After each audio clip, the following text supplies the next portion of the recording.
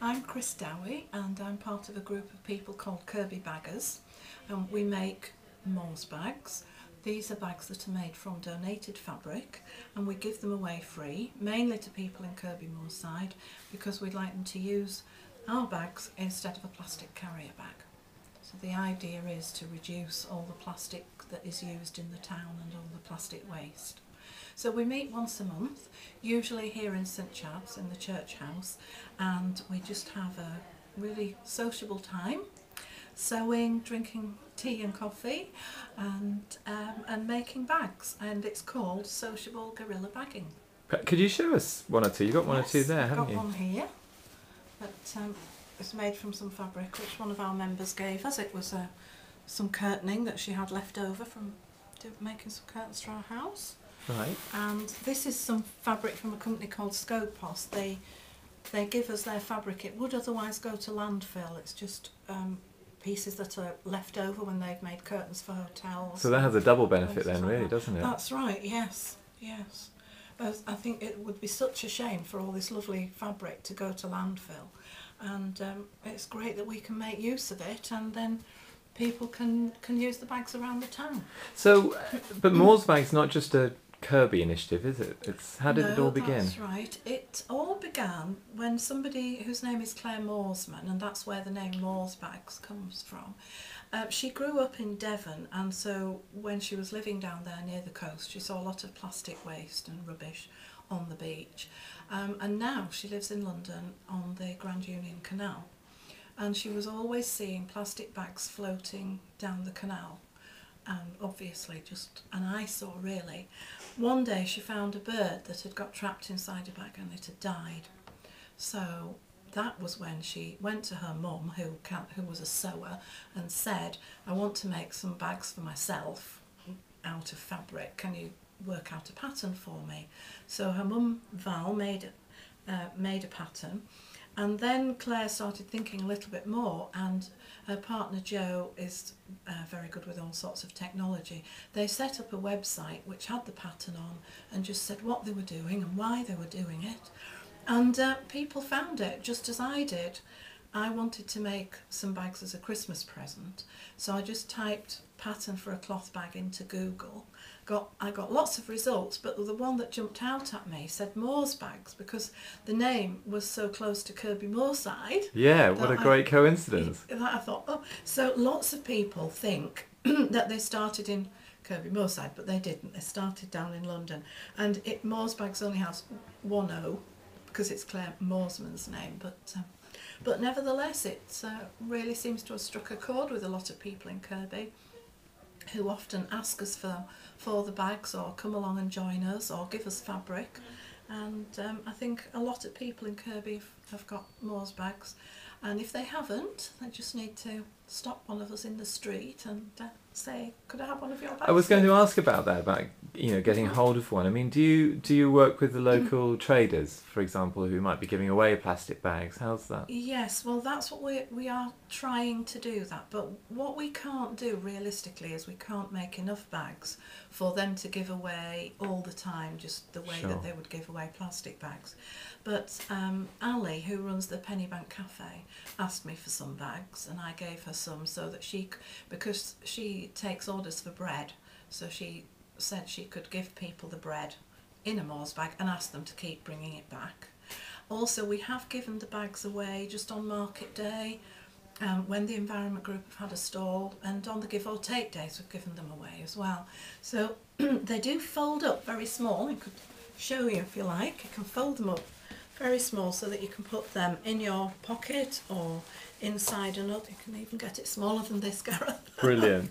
So it will just go in your pocket or handbag or inside another bag, so that you've got so there are different sizes as well, aren't there? Yes, that's right. Well, just so we don't waste any fabric, this is the normal size, and it's pretty similar to the size of a normal plastic bag.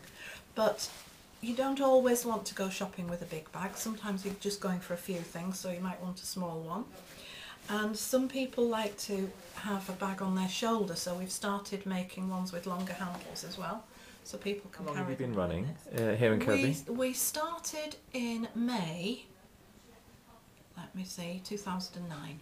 Right. And how many volunteers have you had making bags over that period? I would say 10 to 12. Sometimes it's not always the same group of people. So today, there's some people who come to everything, and then someone else will come 1 month, maybe the next month they can't manage it, but then they'll come And the for month someone after. who might not be experienced in using a sewing machine, is there stuff that you can come along and perhaps do cutting out? Is that? Yes, we do have some people who like to cut out more than anything else, and so they do that, but they also sew sometimes. And Lynn, who's here today, started off for quite a long time saying, well, I just want to cut out, but managed to gradually get her doing some sewing, and she's made a few bags now, and she's really enjoying it. So And do you keep a tally of how many yes, how many have you done? We do.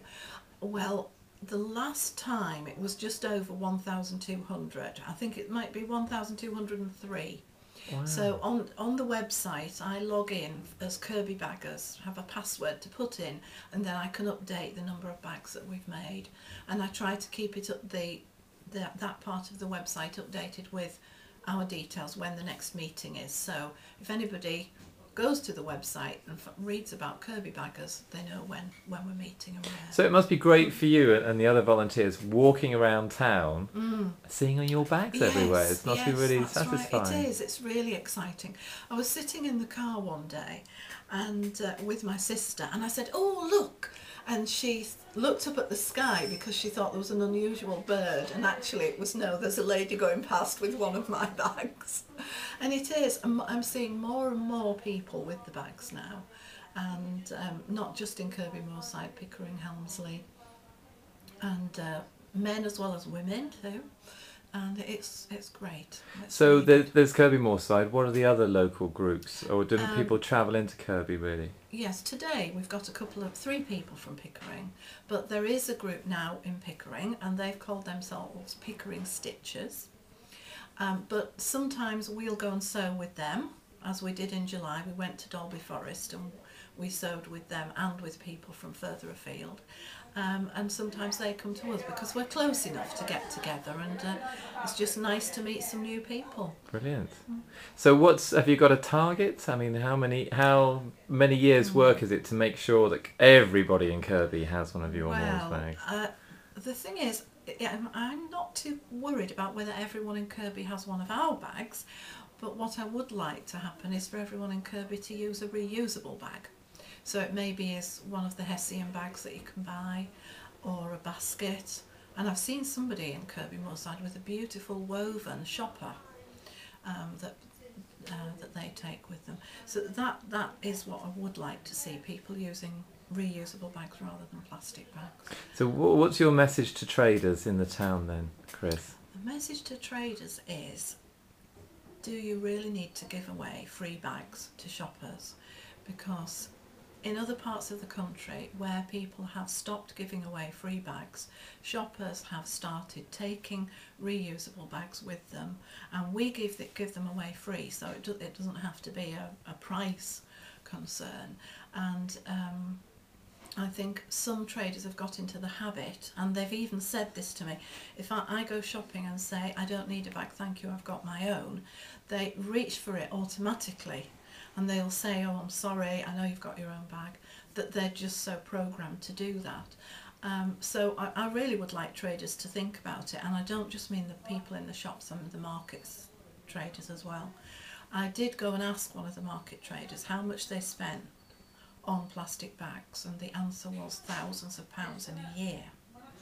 And I said, would you like not to? And they said, yes, but people need the bags. I said, well, they don't always need the bags, and sometimes people say they feel as if they're being being a bit fussy if they're saying they don't need a bag. And I think it's better if shopkeepers wait for someone to say, could I have a bag, rather than just assuming that they do. The number of plastic bags that's used has dropped nationally, but not by enough, really. I mean, I think it's gone down quite a lot, but because they're still being given away free, there are still people who are using them and then thinking, oh well, I can recycle them. But when you think of the 3 R's, the first one is not recycle, it's reduce. Right. And that's what Morsbags do, actually reduce the amount of materials that are used and the amount of waste that's produced as well. So. Well, let's hope it's not too long before we see them on everybody's shoulders That would be in great. Kirby Morside. Yes. Should we have a quick look at the whole process of manufacture, and we'll Yes. meet some of the volunteers? Yes. Now tell me about that. Why are you ringing a bell? To announce to the world that we've we've sewn another bag. So is this is part of the tradition? It's part of the tradition, yes. Okay, so the bag is made, the bell is rung. Yeah. And each bag made saves, on average, 500 plastic bags over its lifetime. So we've done 3 so far this morning, so that's 1,500 plastic bags saved. That's not bad for a morning's work, is it? It isn't, and we'll get a lot more done than that. A lot more done as the day goes on. Yes, this is Brenda's first bag, so she's just joined us for the first time today, and this is the first bag that she's made. Well, I So must say, lovely. it's absolutely beautiful. Thank you. So does your first bag become your own bag? Oh, I don't know. Or have you got it in your mind as to who you're going to... I chose the bag, the material, in the hopes. Yes, I might do. How long did it take you to make your first bag? What's the kind of... I understand the record is 20 minutes, but I think it took me about, let me think, about an hour to do mine. Well, that's the not first bad. one. And you're here till what time today? About 3 o'clock. So there'll be a few more running off the production. Hopefully, yes. I'm having a bit of trouble with my machine at the moment, but once I get that sorted, I shall be away. Yes. But this is your first time? My first time, And yes. you're really enjoying it? I'm really enjoying it, yes. I work in a local shop, and one of the ladies came in with one of the bags, and I was asking her about it. And she told me all about it, and I said, well, I can sew, so... Man bags. Oh, man bags! Man bags, nice manly fabrics. And do you have many men carrying them around? Have you seen evidence? A few, yes, a few. Yeah. Yes. Well, I'll have to have one myself. The bag has been ironed to give you a fold over at the top, and it's been marked to show where the handles need to go. So what I do is get it underneath the foot of the machine, make sure I'm on the right straight stitch, and then I'll stick the handle in just to one side of the thing, and then we don't bother going back and forth, we go straight along. I think I started in the group not the first month that it started, but the second, so I've been doing it for well over a year now. So How many bags roughly do you think you've made in that time then? I generally make about 8 during the day, and I don't do very many in between because I'm busy with a lot of other things. But I do enjoy coming to this group because it's good fun and you have a good laugh. And you you're do something useful as well. You're a well-known figure in the town, Jane, aren't you? Am I? So people can come and find you Absolutely. and yes. say, Yeah. put an order in. Absolutely, and a lot of people do drop fabric off at my house because they know where I am, and so I very often come out of my door and find a bag of fabric in the alleyway. so that all gets churned out into Excellent. bags. And how are you very getting? happy if anybody's got any curtains or that, anything, just drop it off at the meeting house in the alleyway.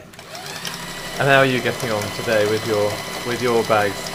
Okay, I'm a novice at this, so I haven't sewn before starting in the group, so I came along not expecting to do any sewing, but just helping the kitchen out and the ironing. So my bags are wobbly, so I don't know who gets mine. But Well, it looks very good. I kept the first few and gave them to the family because I didn't think they were good enough to go. But isn't that quality great? You're control. coming along and you're volunteering and you're learning a brand new skills. Yeah. So what's the next stage? Dressmaking?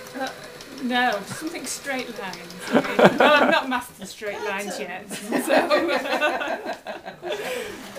But it's good fun, and Chris has sort of gently persuaded me to go on the machines, haven't you, over time, and here I am. So, but I don't do 8 so 2 or 3 would be my limit. But it's good fun. You know. Fantastic.